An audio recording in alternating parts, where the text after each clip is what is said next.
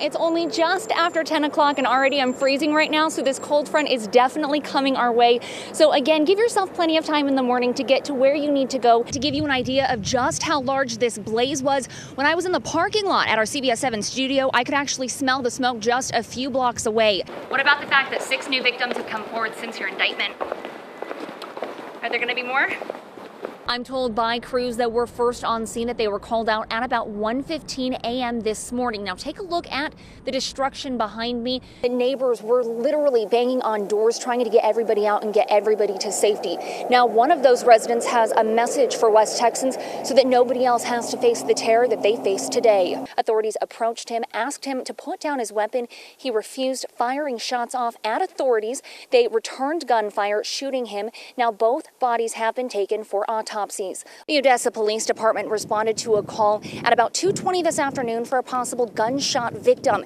Now we're told when they arrived on scene, one person was taken to Medical Center Hospital with non-life-threatening injuries. And as of right now, the scene is still very active. Take a look. There are still 4 patrol units that are here. The mobile crime lab unit is here. More officers actually just arrived right before this live shot. And I understand your roommate actually took your car and has now since been stopped in Abilene. Do you think he had something to do with your girlfriend's disappearance? DPS officers on scene tell me this is being investigated as a possible road rage accident.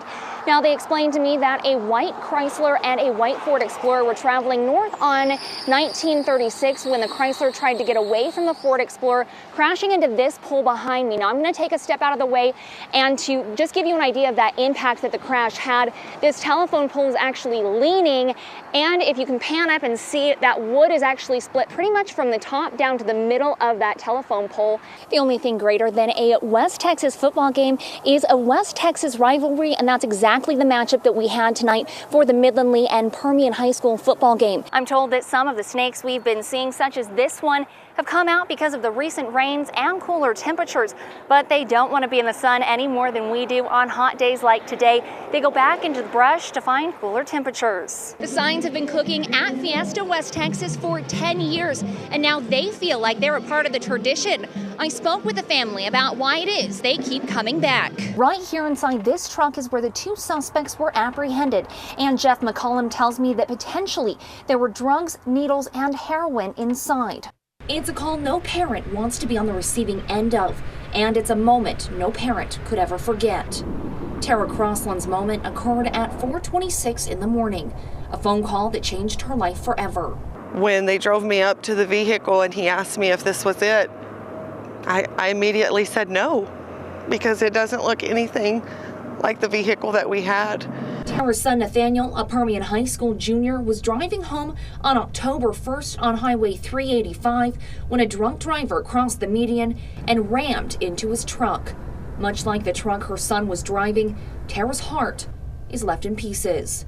But despite this, somehow she's found peace and a purpose from her loss. I do hate the fact that he made a terrible decision to drink and then drive, but people cannot live with hate in their heart. And already having a broken heart, I just feel that hating him would not bring my son back. It wouldn't change the situation whatsoever. So forgiving him and thanking God for the time that I did have is what gives me peace. So tragedy can be an interesting thing. It's what you do with the trials and tribulations that can make all the difference. And for Nathaniel's mom, that's exactly what she's doing. Tara has asked Ector County ISD to display the car at Permian High School so that others can see the devastation one mistake can create. The broken glass and missing doors, a constant reminder of how vulnerable we are every time we get behind the wheel. Being able to see it up close and personal, I think they will definitely think twice about drinking and driving. If you begin to drink and you close your eyes and you see this truck in your mind, I can almost guarantee you're not going to want to drive. Tara says her son was bothered by hearing drunk driving accidents on the news. Now he has become a story, and Tara is hoping this display prevents it from happening to someone else's child. If you're going to drink, and kids do, and adults do, and we all know it, Get an Uber, call a friend, call a taxi, walk, call me. Just please don't ever drink and drive. In Odessa, Julia Thatcher, CBS 7 News.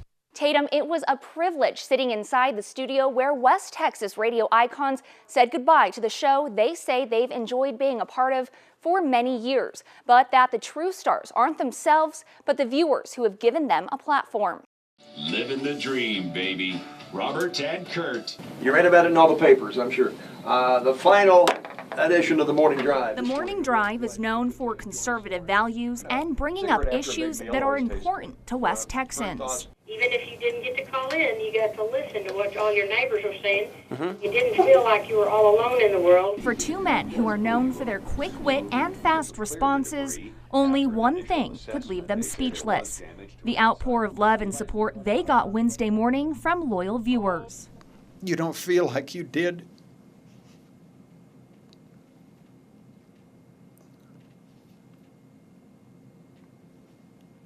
You don't feel like you did anything that merits it. And for them to be so flattering, so complimentary, so appreciative. You know, a lot of people who never call now are calling. I thank them. They call up and thank us. I thank them for allowing us to do this, because it has been, what I wanted to do all my life. Don't let the tears fool you. It wouldn't be the Morning Drive without a whole lot of laughter. Using their platform. And I hope that that's what people took away, was information that helped them form their own opinions. To give others a voice. I do think that we offered up an opportunity for a large segment of the community, because it's got a huge footprint on the station, to get in and give their opinion. And for the last time, signing off to an audience who most they've never met, but that have made them feel like family. Hey, it's Robert Hallmark, Morning Drive. Thanks for all your time and all your listening and all your patience and just everything. Those are some of today's headlines. I'm Kurt Verlai, signing off for the last time. Robert plans to retire at a lake house he and his wife just bought, and Kurt says he'll continue to teach at UTPB. As for the future of the Morning Drive, radio host Chris Moore will be now taking over the wheel. In the studio, Julia Thatcher, CBS 7 News. Let's get it a little straighter. The doghouse first started in a hallway back in 2011. It then expanded to a rundown auto shop. Now, with a little makeover and years in the making, the doghouse is just days away from officially opening their doors. Little by little, it's grown from being something small to a big dream of having a huge space where the kids can hang out, can work, and can actually learn a skill. The students run the entire shop with a bit of assistance. They stock things, handle money, print the shirts. Even the designs you see were imagined by the students themselves. It's all serious business. And then the bottom? Even I was put to work. How'd I do? Good. Could I work here? Yeah. Maybe. Maybe. I think I need a little bit more practice. Yeah. Yeah. Dina says the idea is for the students to take the skills they learn here and apply it in the workforce. There are more similarities than differences. Our kiddos are just like everyone. Everyone wants to succeed. And the students can't wait to officially get to work. And you seem pretty excited about that. Yes, I'm ready for the store to be open for the grand opening. Don't we all wish that we were this excited about going to work? The last touch is installing the glass doors. The doghouse plans to officially be able to turn on their open sign next week. In Midland, Julia Thatcher, CBS 7 News.